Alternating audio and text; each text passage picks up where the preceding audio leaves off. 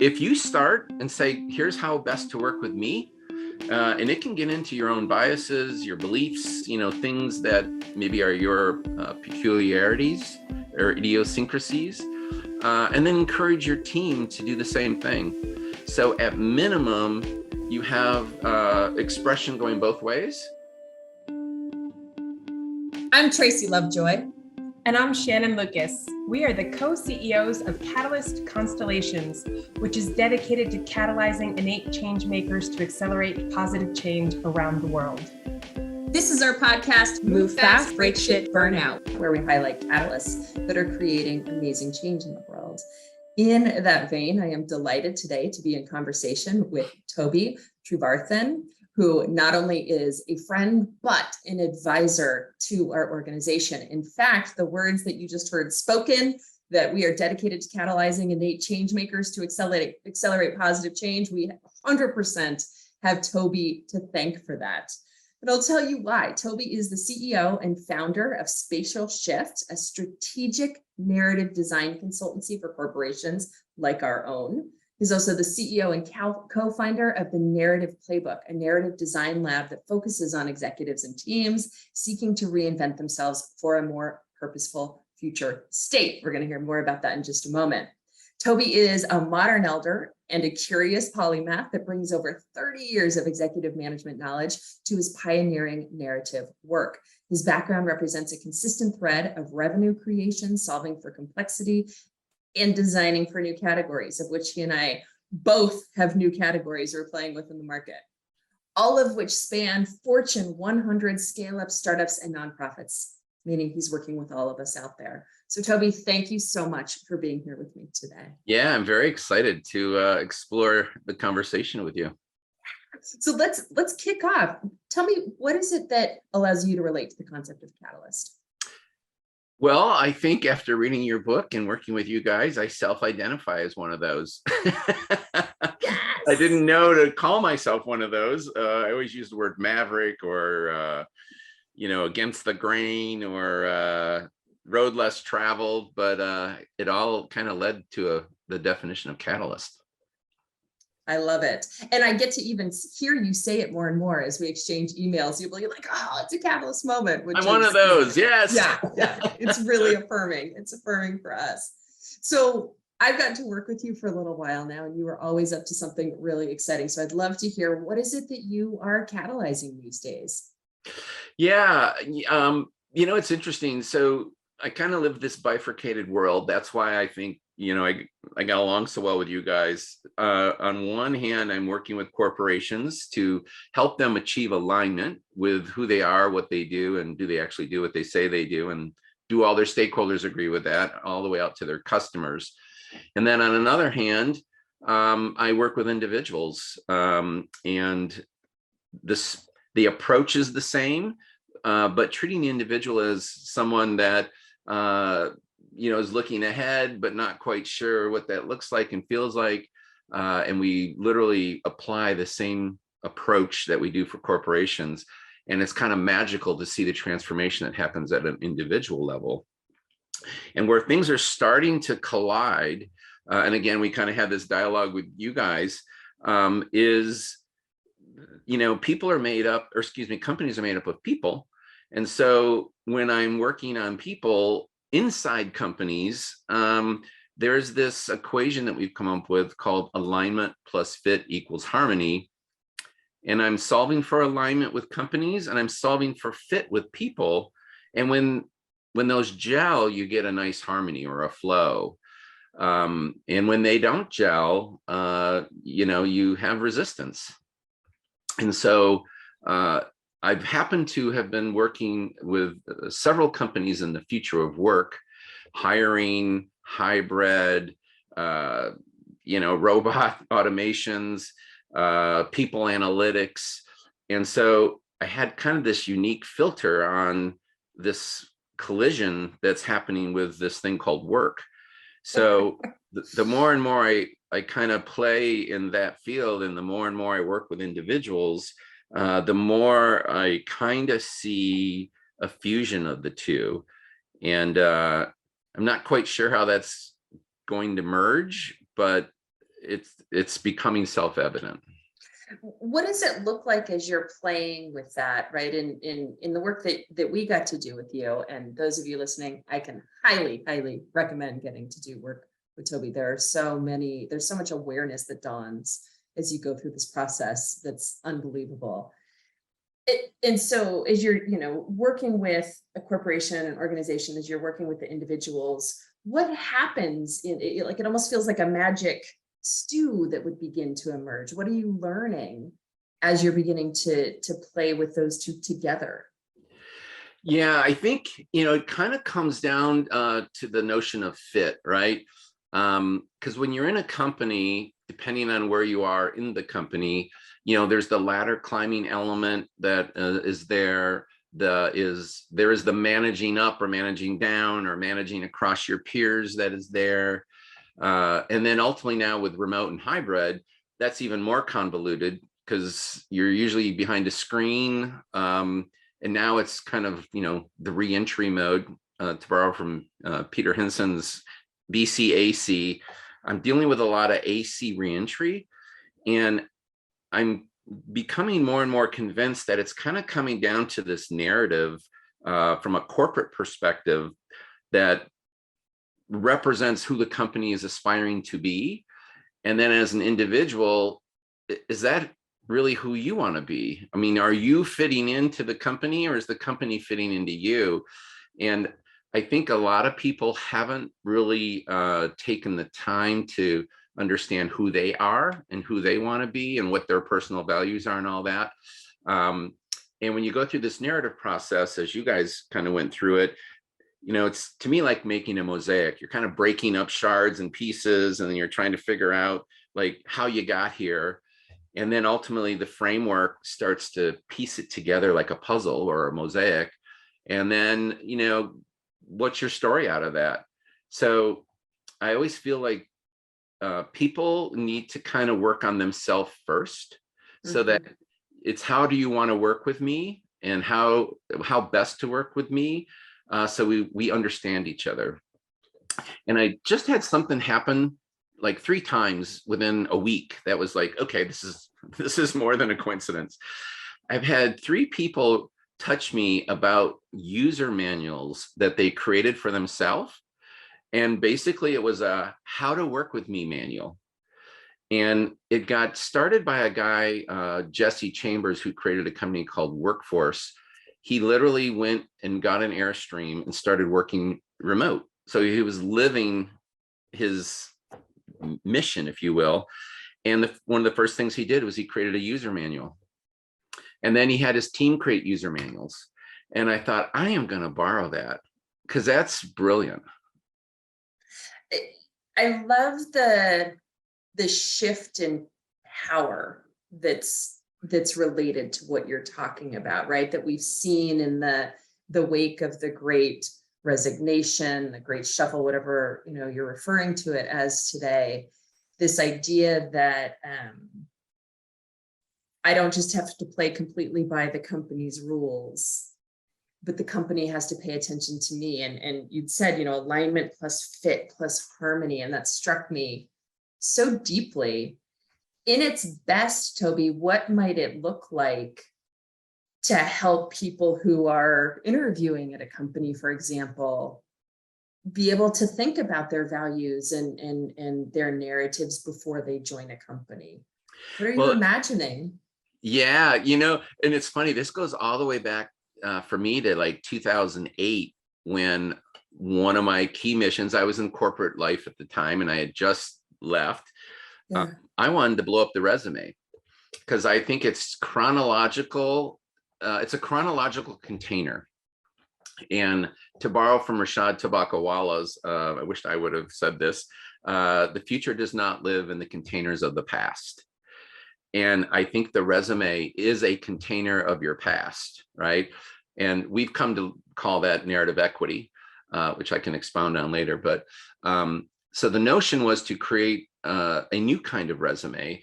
And I literally created this visual resume that was very spatial of my existence.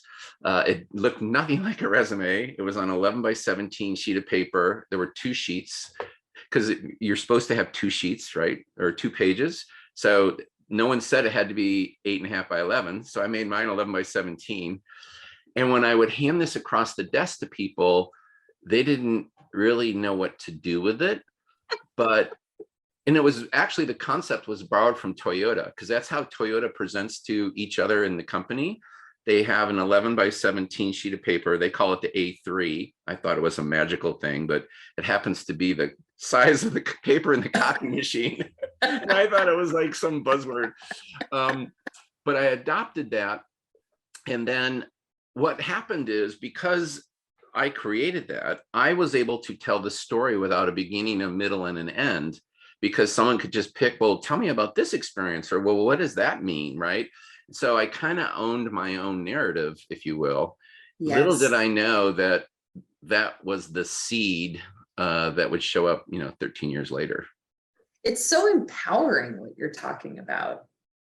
So what are you learning? What are the key learnings that are happening for you as you're, kind of navigating the straddle between organization narrative, individual narrative, and watching them come together?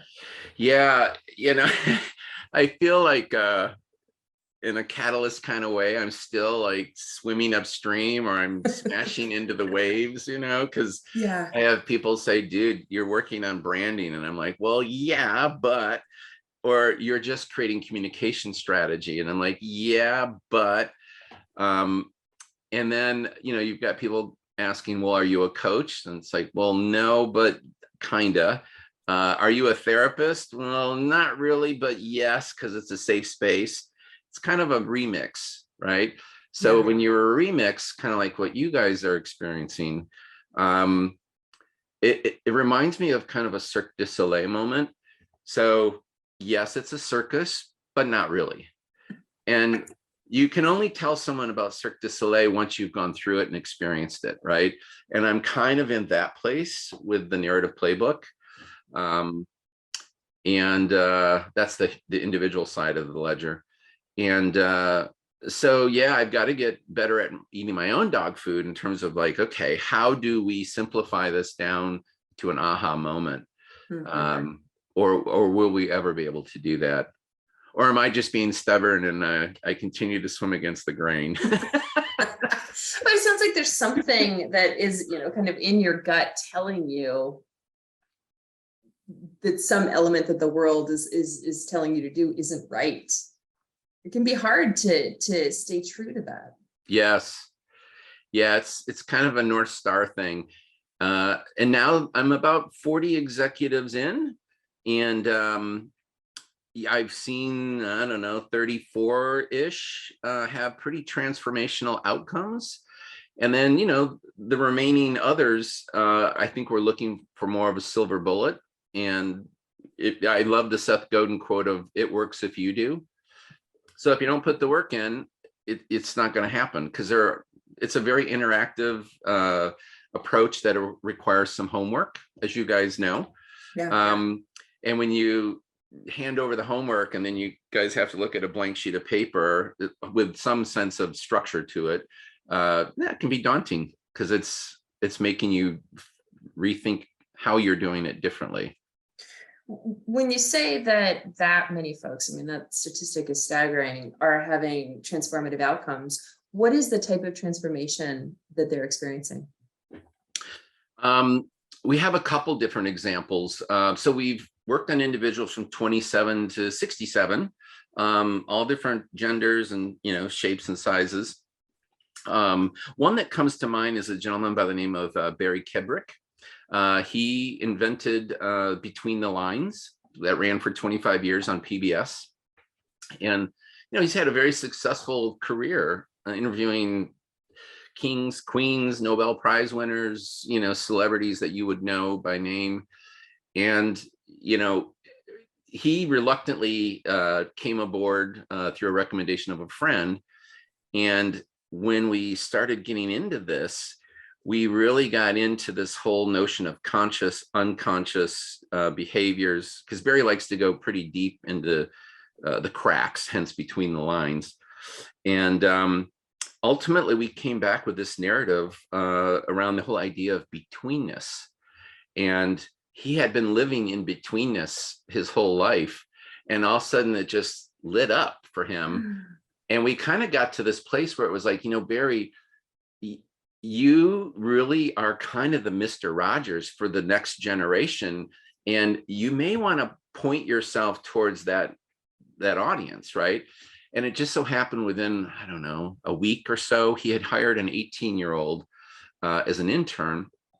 And she's like, Mr. Kibrick, our generation needs you. And so she basically created like a TikTok strategy for him. And now his podcast is starting to, air like it normally does, but it's pointing a little bit more towards the TikTok generation. And I would, say he's had kind of a resurgence in purpose. And that was a pretty cool one. That's amazing. There's such a sense of,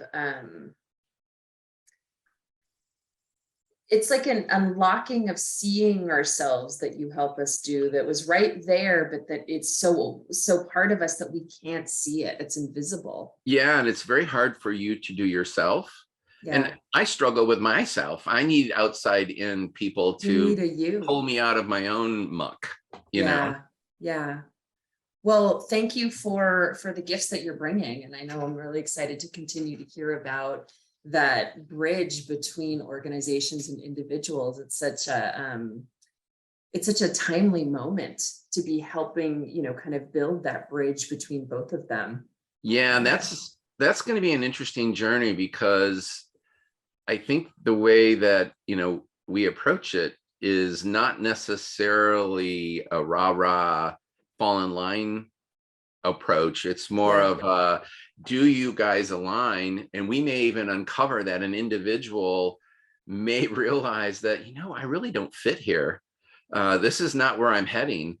And on some level, I feel like we would be doing the company a service, because if that person's not all in, then maybe that person shouldn't be there. And is that kind of what happens when you get into this whole resignation thing? You have to kind of go through and grade everyone, or you're looking for that disconnect, right? And usually it's manufactured or has some sense of bias to it, where if we can surface it as a more organic fit, I think there might be an interesting aha there. I agree. There's so many assessments that we can use that organizations are using to evaluate potential employees. But you're talking about something that grows awareness on both sides and is empowering on both sides. Yeah, very much about expression and expressing yourself. I've gone through all the discs and their, what color I use, and, Myers-Briggs and all those things. And, they come back and give you these shades of attributes, but they don't give you a course of action. Right. It's like, okay, great. I am curious. I am a polymath. I am these things. I know I am those things, but like, what the hell do I do with that? Yeah. We've tried to take our assessment around the idea of your capitals. Like, what is your emotional capital? What is your social capital? What is your intellectual capital? And how are you expressing that? How is that showing up? And then we have peers assess you as well. So you get a good grade of under and over confidence on your prevailing narrative as it is today. And then you proceed forward. I love to imagine that what comes from that is rich conversation during a process of connecting with an organization and the people within it, as opposed to, things the way the DISC are used. It's used as a way to weed people out. Yes. And I really dislike the power imbalance in that there's not really any information that's given to the people sitting on the other side of taking that just don't get the call. But in this, it's like, oh, this is who we are. This is who we see you are. Let's talk about how this fits, as opposed to being a way to create a barrier. And I'm really drawn to that. Yeah, in fact, we've had dialogues with recruiters about using our approach to help better profile a candidate, because it gets into, definitely you end up with a playbook. So you literally could hand yourself over to someone and say, here's who I am, here's my values, here are my key attribute words that Yeah. drive me, right? And then you're better represented. And I guess that's part of the journey and the mission too, is to make that come to fruition, because it's not typical. Yeah. It's not going to be the standard way. Yeah, clearly given who you are and what you shared. All right, I'd love to shift our pace a little bit into rapid fire. And tapping into the Toby catalyst. I'd love to hear, in a couple minutes, what is it that you would give as advice to your 20-year-old self? What are the actionable pieces of information to hand to catalysts out there that you've gained through your years of wisdom? Gosh, it's interesting. If I look back to 20, it's like I didn't know any of these things. I didn't even know if I knew who I was at 20, because you're kind of pursuing more of a materialistic part of your life. You're acquiring at that part. Chip Conley talks a lot about that in your early 20s and 30s, you're acquiring. And as you get a little bit older, you're more assessing and not really acquiring. So I think I would probably give myself now, with my narrative wisdom, the desire to be able to express myself a little better, so that I could relate with others, as opposed to doing what I need to do to climb the ladder or, become more important. I think I would focus on the idea of being essential and being indispensable, and how does one express themselves around that. It's wonderful advice. How would someone in 20 may be the wrong particular age, but how does someone do that at that stage when we don't know ourselves? So how do we turn that into reality? Yeah, that's a very good question, because we've had a bunch of 20 somethings. I think 27 was about the earliest we went. And Sure. we interviewed that person and we said, do you think people younger than you could experience something positive from what we're doing? And she said that she thought there was not enough life experience prior to 27. So that was an interesting thing. And then we've had a lot of parents who've gone through this, who had kids coming out of college, and it's kind of, I don't want to say a lost generation, but I mean, there's a lot of stuff that's happened, right? Like just your entry stalled. Half the people haven't even met each other yet. So that might be a fun area for us to explore. And I think, to answer your question, it's kind of going to come down to mentors and recognizing that people who've been around a while have some wisdom, and we've all kind of gone through cycles like the current generations are going through. May look a little different, but there were similar angst and anxieties that we dealt with as we were going through them. And I think there might be a good need for some generational cross-pollination. That's beautiful. That's exciting. All right, Toby, what kind of advice do you have for our executives and leaders out there in finding and leveraging their catalysts? Again, I'm kind of back to the notion of understanding your own self-expression, and start with yourself first. I think back to this user manual concept, which I want to embrace. I'm going to embrace that. I thought that was brilliant.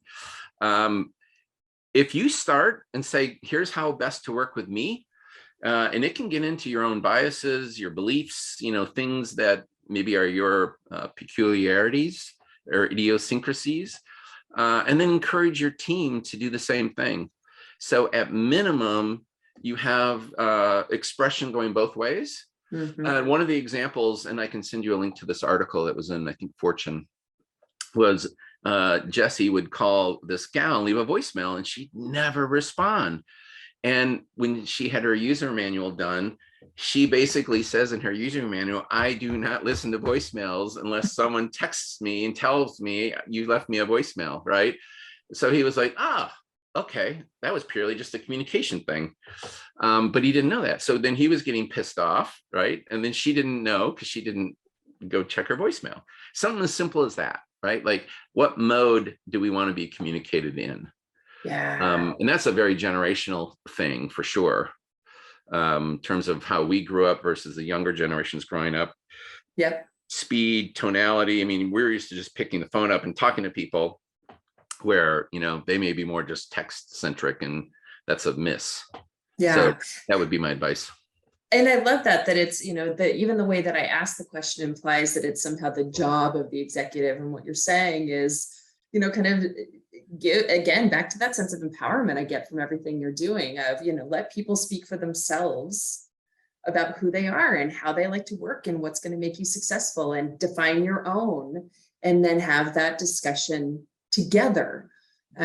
So Yeah. thank you. I love that reframe. The most powerful entity in a company is a team, right? So hence big companies are trying to work in small teams. So this small team better understand each other. Yeah. And it's almost taking a book out of Jeff Bezos' chapter, or chapter out of his book of, write it in a narrative format and sit around and be quiet and just read each other's stuff, and then talk about it. Yeah, that's really powerful. Thank you. All right, getting real. What is the worst part about being a catalyst? Ooh, the loneliness, the sense of isolation, the sense of doubt that comes with continuously trying to swim against the grain, Yeah. and getting tired. I mean, it's like I'm a bike rider, and it feels like I'm constantly in headwind. And when you're in headwind, that can get exhausting. And I love how you described it earlier, that there's choices that you've made in the businesses that you're building. You're like, should I give in, right? And you're not always sure. Yeah. Because part of what we do is we're taking feedback and we iterate. And so there's that line between, when do I continue to listen to my gut versus when am I taking this as information that something needs to shift? And it's hard. Yes. And I have a history of being 3 to 5 years too early on things. And I was determined that this time I was only 18 months ahead. And was that you declaring that to the universe? Pardon me? Just like, was that just you declaring that to the universe? Yes, You're not going to make me too. That was my line in the sand, damn it. And what's the best part about being a catalyst, Toby? Seeing the fruits of your labor materialize. Yeah. It's gratifying to see the corporate work come alive on a website or come alive in a speech that a CEO gives.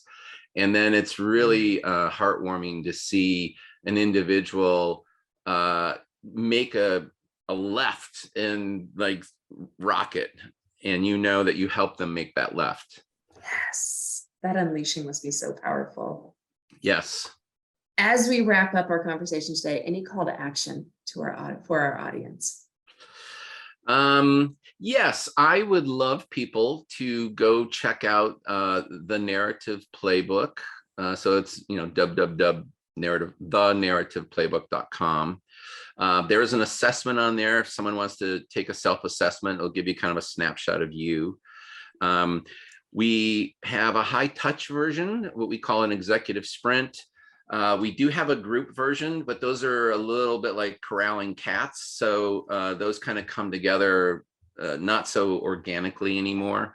And then we created a self-guided version that runs on Kajabi. So if someone's enamored to do it in a self-paced mode, they can do it that way as well. And then I probably just would put my LinkedIn on the show notes or whatever, so that people can find me on LinkedIn. And that would probably be where I would guide people today. It's a great call to action. Go to thenarrativeplaybook.com. Yes, of course, we'll get that in the show notes. Take the assessment and then reach out to Toby via LinkedIn and have a conversation about the things that you're learning, given the gifts he's bringing to the world. I love that. Thank you. Thank you, Toby, for taking the time with me today. No, thank you. It's an honor, and it's exciting to continue to work with you guys and watch you evolve and grow. So that's been really, close to my heart.